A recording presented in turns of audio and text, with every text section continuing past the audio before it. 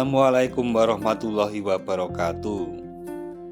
Sahabat Datar Media, tentunya kita sudah tidak asing lagi dengan tiang listrik. Di mana-mana dari kota hingga pelosok, tiang listrik ini umum terdapat di sepanjang jalan utama hingga masuk ke dalam gang untuk menyalurkan listrik bagi penerangan dan keperluan rumah tangga maupun industri. Sehingga sebaiknya kita tahu mengenai awal mula pemakaian tiang listrik ini bagi pendukung aktivitas kehidupan manusia maupun penggerak roda perekonomian. Tercatat dalam sejarah bahwa pada tahun 1816, tiang utilitas atau tiang listrik baru pertama kali digunakan untuk jaringan telegrafi listrik yang ditemukan oleh orang yang bernama Sir Francis Ronald. Beliau membangun jaringan kabel Craft sejauh 8 mil di negara Inggris, tepatnya di kota Hammersmith. Penggunaan tiang tersebut semakin bertambah, tahun ke tahun semakin berkembang di daerah Amerika Serikat. Berawal dari Samuel Morse yang mengalihkan teknologi dengan membenamkan jaringan kabel telegrafi ini ke tiang listrik tersebut sepanjang kota Baltimore dan Washington DC. Keberhasilan penggunaan jaringan kabel telegrafi ini menginspirasi penggunaan tiang kabel untuk mendistribusikan listrik. Dengan perkembangan kebutuhan listrik ke rumah dan pabrik, maka meningkatkan permintaan tiang kayu untuk listrik. Di Amerika Serikat kala itu, sebagian besar tiang listrik masih terbuat dari kayu. Umumnya kayu yang dimanfaatkan yaitu spesies pohon lurus, misalnya pohon cemara, pinus, dan lainnya.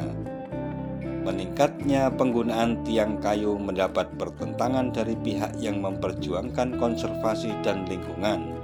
Kubu ini mendorong adanya pengawetan tiang kayu dalam waktu lama untuk mencegah penebangan kayu yang masif untuk kebutuhan tiang listrik. Dengan teknologi pengawetan, tiang kayu umurnya paling tidak bisa mencapai 25 hingga 50 tahun. Problem tiang kayu listrik lainnya, khususnya di Amerika Serikat, rentan dirusak oleh hewan pelatuk. Maka beberapa lembaga yang menangani pengawetan dan standar tiang listrik kayu, yaitu American Wood Protection Association atau AWPA, American National Standard Institute atau ANSI, dan di Kanada ada Canadian Standard Association atau GSA. Selanjutnya, karena keterbatasan kualitas material tiang kayu listrik, maka kemudian mendorong penggunaan bahan lain tiang listrik non-kayu. Maka muncullah tiang listrik dari bahan baja, beton, dan komposit fiber yang sudah umum pada saat ini. Sampai tahun 1980-an, tiang kayu listrik masih dipakai di sebagian distribusi listrik pedesaan di Inggris.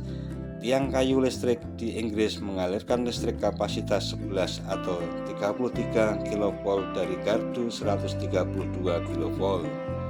Sedangkan di Eropa Timur, Rusia, dan negara ketiga, tiang listrik menghubungkan kabel telekomunikasi tak terisolasi yang dipasang di isolator. Tiang listrik ini ada di sepanjang jalur kereta api, di sisi sepanjang jalan, dan sampai di area perkotaan. Sampai saat ini tiang listrik ini bahkan semakin ramai atau banyak digunakan dan menyebar ke seluruh wilayah dunia.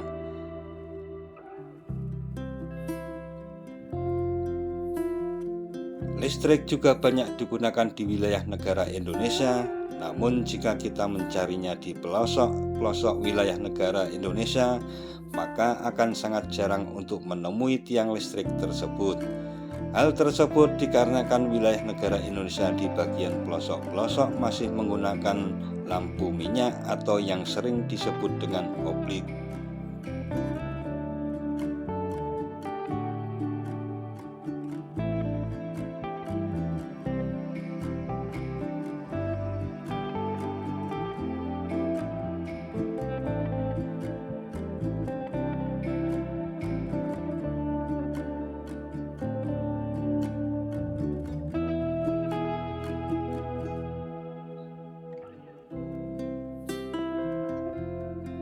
Demikian seputaran tentang historis tiang listrik yang ada di sekitaran kita dan sebaiknya kita mengetahuinya. Jangan lupa subscribe dan tekan tombol loncengnya agar selalu mendapat pemberitahuan video-video terbaru dari Datar Media. Sekian dan wassalamualaikum warahmatullahi wabarakatuh.